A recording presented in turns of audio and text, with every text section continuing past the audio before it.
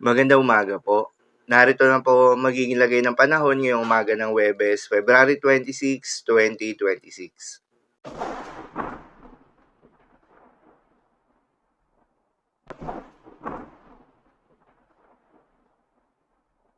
Sa kasalukuyan ng tayo sa pag-asa, posible ang muling pag-iral ng northeast monsoon o hanging amihan ngayong darating na weekend, subalit hindi na ito kasing lamig o kasing lakas ng mga nakaraang pagbugso.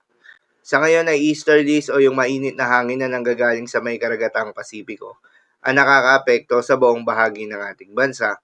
Dahil dito ay asahan yung maliwalas na panahon, mainit at malinsangan na panahon sa tanghali hanggang sa hapon. Subalit pagsapit ng hapon o gabi ay asahan naman yung mataas na tsansa ng mga pagulan o thunderstorms na dulot ng mga localized thunderstorms.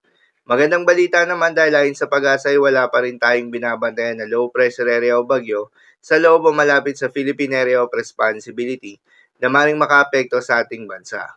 Posibleng storm-free tayo hanggang sa matapos ang buwan na ito at sa unang linggo ng buwan ng Marso. Para naman sa magiging lagay ng panahon ngayong araw ng Huwebes, dahil nga sa epekto nitong easterlies, asahan sa buong bahagi ng Luzon ang bahagyang maulap hanggang sa maulap na kalangitan na may kalat-kalat ng mga pagulan o thunderstorms. Posible ang mga pagbaha o pagguho ng lupa during severe thunderstorms. Habang sa Palawan, buong bahagi ng Visayas at buong bahagi ng Mindanao ay asahan rin yung bahagyang maulap hanggang sa maulap na kalangitan na may kalat-kalat ng mga pagulan o thunderstorms na dulot pa rin ng easterlies. Posible rin ang mga pagbaha o pagguho ng lupa during severe thunderstorms. Madalas, nabobo ang mga thunderstorms na ito tuwing hapon o gabi na nagtatagal ng 1 hanggang 2 oras. Kaya naman, ingat sa mga posibleng banta ng pagbaha at pagguho ng lupa, lalong-lalo na sa mga lugar na inuulan na noong mga nakaraang araw pa. Para naman sa magiging lagay ng mga dagat baybayin, ayon sa pag-asa ay wala pa rin tayong nakataas na gale warning sa anumang seaboards ng ating bansa.